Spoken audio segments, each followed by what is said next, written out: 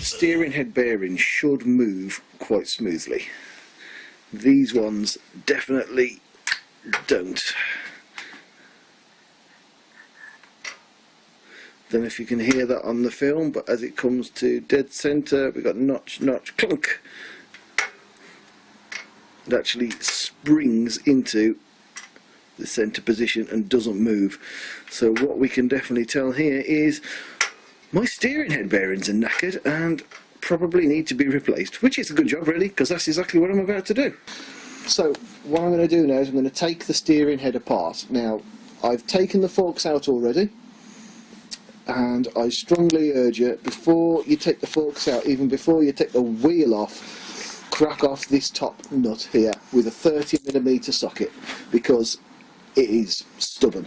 Okay, so I've already loosened mine, so I'm going to pull out the centre cap, put that somewhere safe, and then I'm just going to undo with a 30mm socket this top nut. As you can see, the top yoke is now starting to come free. Mine's a bit stubborn because I've got a carbon cover on it.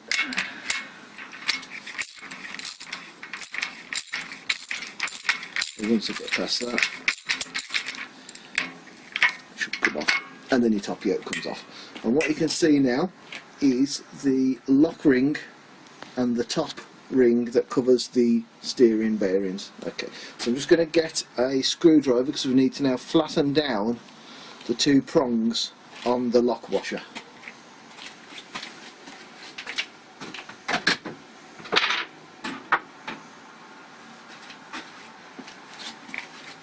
So I'm just going to fold these flat down. Oops. Now your bike may look slightly different to mine. That's because mine's currently in pieces. I'm having the frame powder coated. So that's got to be folded flat like that. And the other one over here.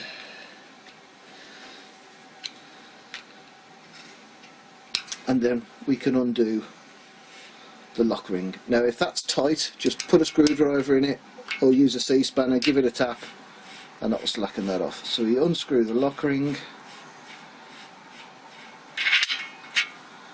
and remove the lock washer. That lock washer is going to get thrown away,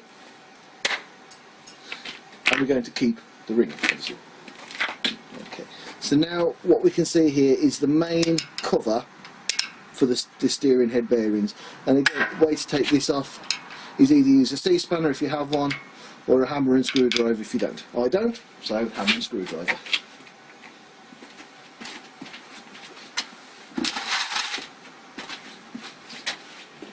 And we're just going to gently drift this anti-clockwise, and as you can see, it comes apart quite nicely. So now we're going to find out why my steering bearings feel terrible. So I'm just going to unscrew this off. I'm supporting the steering stem now because this is keeping it in.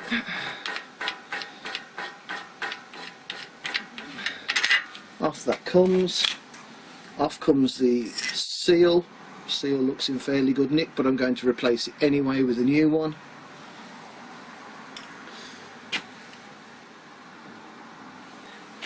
And now what I can see at the top here is the top bearing, and that's looking a bit crusty and crap in there. I don't know if you can see that there. That's not looking at its best. And if we take it out completely, just dump these here and have a look here, yeah, we've got some definite rust around the top of the stem, around the bearing itself. Actually, if you look inside there, that is pretty much just, yeah, just tap the screen.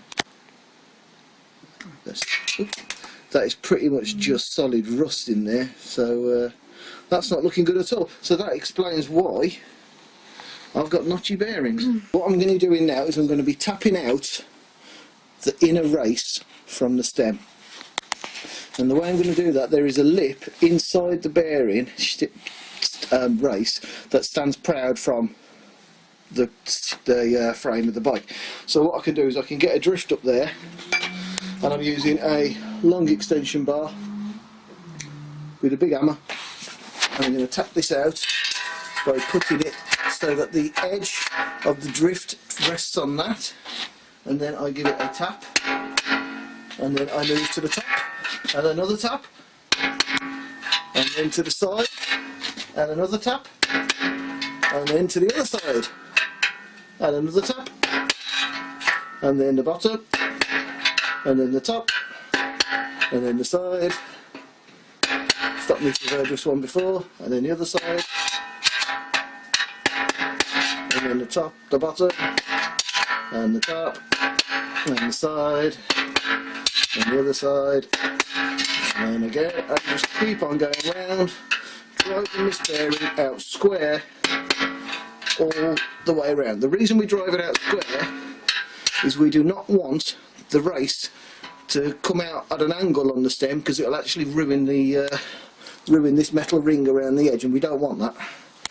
So just keep tapping it around gently, and as you can see, it's getting closer now to coming out.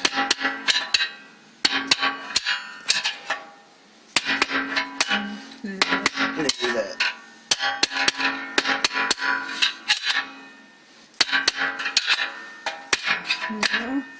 Yeah. And there we go, that is our race removed. Now let's inspect this to have a look at it, and yeah, pretty manky I would say, so it's a good job. These are getting replaced. And then we're going to do exactly the same with the bottom race by doing exactly the same thing, by inserting our rod down into the steering wheel until it catches on the lip, and then tap it out again.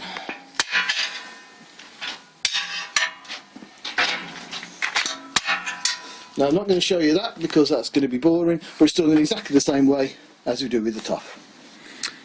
Right, well as you can see, I've got the bottom race of the steering stem off. Now the Haynes manual says do things like put a screwdriver underneath it, blah blah blah. Yep, tried that. The only thing that actually worked to get it off was I cut a slot in it with a Dremel. Let me just focus in on that, there we go. Nearly all the way through, and then banged in a very large screwdriver which then cracked it completely, and that then let me lift it up off the stem. So next part of the video I'm going to be doing is give this all a clean up. Well, I won't be videoing that, but the next bit I'll do is I'll give this a clean up, and then I'm going to show you how I'm going to install the new bottom bearings onto the steering stem. Right, so the next bit I'm going to do today is I'm going to fit the new steering bearings and seals onto the bottom of the steering stem.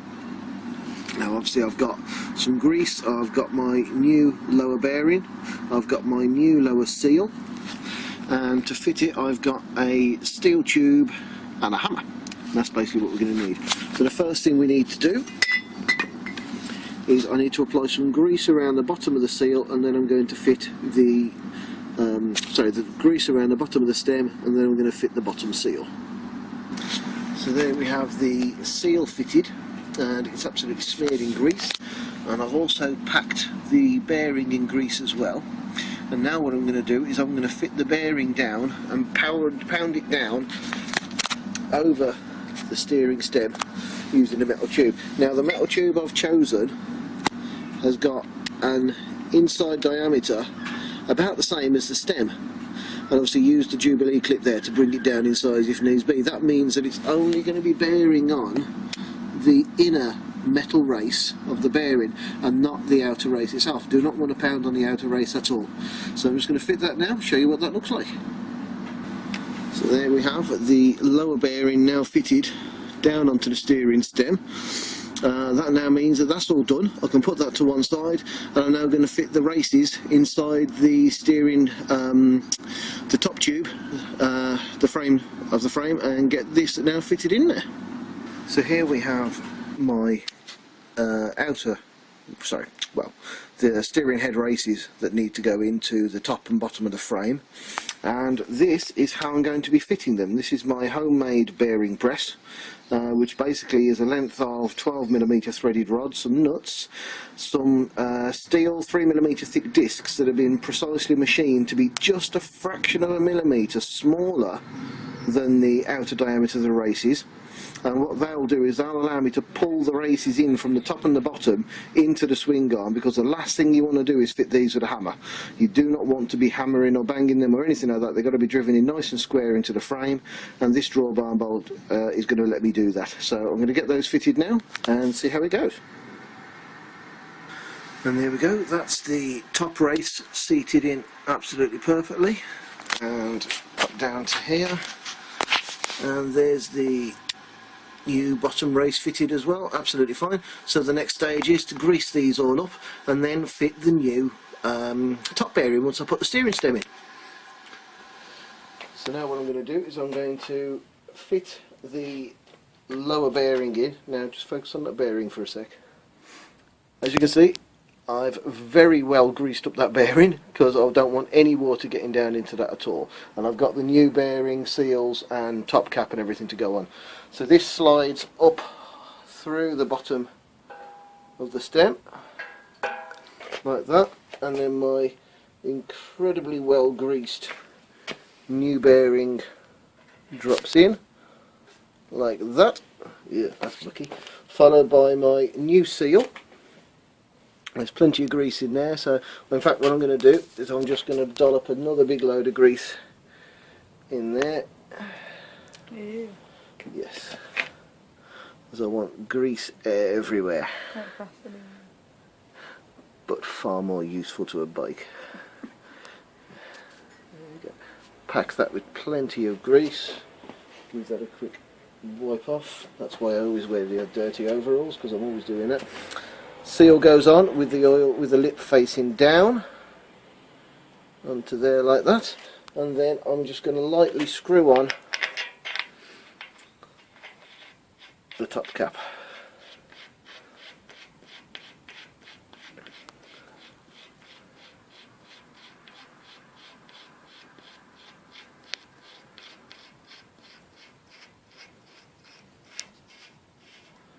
There we go, and just feel that, and oh, so much nicer than the ones I took off. Now that is just rotating beautifully smoothly. That's not the final tension, because what I've got to do now is just keep on sort of gently adjusting it, and I want it so that I can't feel any movement whatsoever in the bearing, and then just it's still a bit free. So now I'm going to get a hammer and a screwdriver. I'm just going to start tapping this tighter until it feels like it binds up a little bit. Keep recording.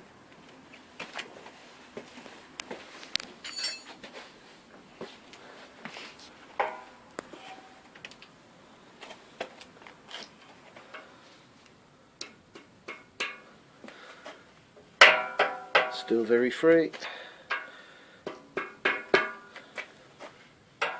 Getting a little tighter.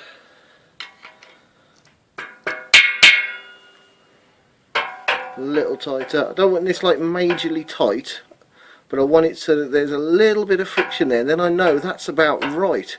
Now obviously what I'll do is after I've ridden on the bike a couple of 100 miles, I'll come back and I'll redo this, I'll retension them, but for now that feels absolutely silky smooth. So what I'm going to do is I'm going to fit my new washer. That fits on there.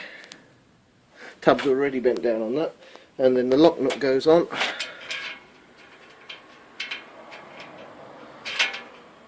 Other way around. And I do it up so that it gets so sort of hand tight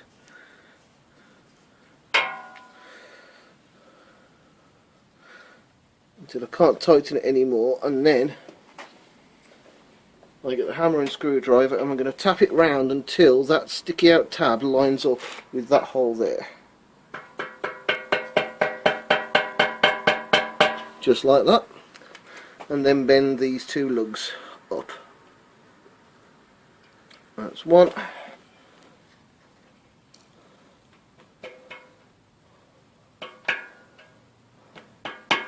And that's two. And now test the bearings again, and they just feel absolutely silky smooth with not a single hint of play or rattle or anything. So that is how you fit new steering head bearings. Now what I'll do next is put the top yoke on, top nut, all that sort of stuff, slide the forks in later on, but that for now I'm going to leave this here and end this video now. Thank you very much for watching. Bye bye.